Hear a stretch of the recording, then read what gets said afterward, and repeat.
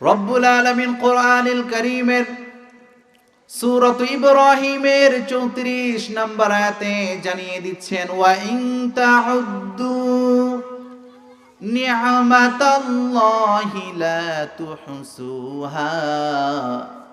রব্বুল আলামিন জানিয়ে দিচ্ছেন, গোলাম, পৃথিবীর বুকে যতগুলো মানুষ আছে সব মানুষগুলো আমি রব্বুল আলামিনের নিয়ামতের শুকরিয়া আদায় করতে যদি শুরু করে, নিয়ামত যদি গণনা করতে শুরু করে, দিনের পর দিন চলে যাবে, মাসের পর মাস চলে যাবে, বছরের পর বছর চলে যাবে, কিন্তু রব্বুল আলামিনের নিয়ামত গণনা করে কেউ শেষ করতে পারবে না। চিৎকার করে বলেন ঠিক কিনা? কত কত নিয়ামত রব্বুল আলামিন আমাদেরকে দান করেছেন। আমরা এই পৃথিবীর মধ্যে হাঁটছি, এটা আল্লাহর পক্ষ থেকে একটা নিয়ামত। আমরা দুনিয়ার বুকে যে খাবার খাচ্ছি, এটা আল্লাহর পক্ষ থেকে একটা নিয়ামত। জোরে বলেন ঠিক কিনা? পানি পান করি, নিয়ামতটি কার? খাবার খাই, নিয়ামতগুলো কার? পৃথিবীর বুকে আমরা তাকাই, বিশাল বিশাল অট্টালিকা, কত সুন্দর সমুদ্র, কত সুন্দর নদী, বিশাল বিশাল পাহাড়গুলো, পৃথিবীর এই প্রাকৃতির দিকে আমরা তাকাই। এই নিয়ামতগুলো দান করেছেন একজন, তিনি কে?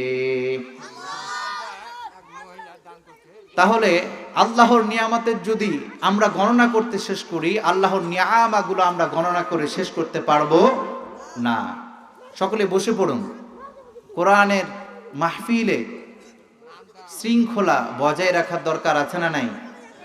আজকে কোরআন আছে, হাদিস আছে, সব আছে, কিন্তু কোরআনের আজমাত আমাদের মধ্যে থেকে উঠে গেছে। চিৎকার করে বলেন ঠিক কিনা? আজকে মানুষ আছে, মুসলিম আছে, কিন্তু আমাদের ঈমানগুলো হয়ে গেছে দুর্বল। জোরে বলেন ঠিক কিনা? আজও সেই কোরআন আছে, হাদিস আছে, সেই ঈমান আর মানুষ নেই, সেই আলী হায়দারে উসমান নেই। ঠিক কিনা?